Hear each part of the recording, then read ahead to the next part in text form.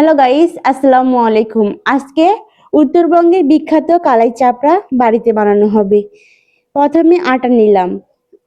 আটা নিয়ে তার মধ্যে পরিমাপ মতো লবণ দিয়ে দিলাম। লবণ দিয়ে মিক্স করে আস্তে আস্তে জল নিয়ে অল্প অল্প করে এর মধ্যে দিতে হবে আর নাড়তে হবে।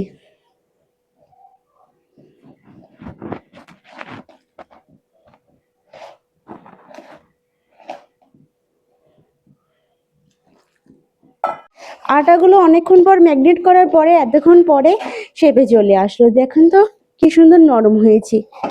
আটাটা ডো করা হয়ে গিয়েছে। এখন আটাগুলো সব এক সাইজে করে একই মাপে গোল গোল করে দলা করে নেব। শাহজানা, আমার মা, তুমি কি বানাচ্ছো? উত্তরবঙ্গের ভাইরাল কালাইয়ের রুটি। এই খামির গুলান সব রেডি, তাই না? এখন এই শেপ আকারে তৈরি হচ্ছে, তাই না? এখন শেপ ভাবে তৈরি করা লাগবে, নরম হাতে গোল গোল করা লাগবে, তাই না? আপনারা ভিডিওটা কন্টিনিউ করেন, কেউ স্কিপ করবেন না এবং আমাদের পাশেই থাকবেন সবাই।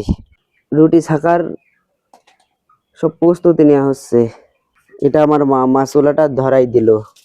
এখন পরিমাণ মতো তেল দিয়ে কড়াইটা ঘষে নিতে হবে যাতে রুটিটা না লেগে যায় কড়াইয়ের সাথে। তারপরে ছাকতে রুটিটা খোলার উপর দিয়ে দিলাম। কিছুক্ষণের মধ্যে আমাদের প্রথমটা হয়ে যাবে।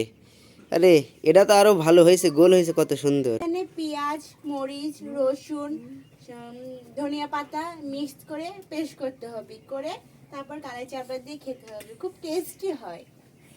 এবার কি হচ্ছে, বাটা হচ্ছে? হ্যাঁ, এগুলো এখন শিলপাটায়, বাংলাদেশের বিখ্যাত এই শিলপাটায় মরিচ ভাতটা অনেক টেস্টি লাগে। তাই মানুষটা সব আধুনিক যুগ পেয়ে ব্লেন্ডারে করে ওই স্বাদটা ভুলে গিয়েছে।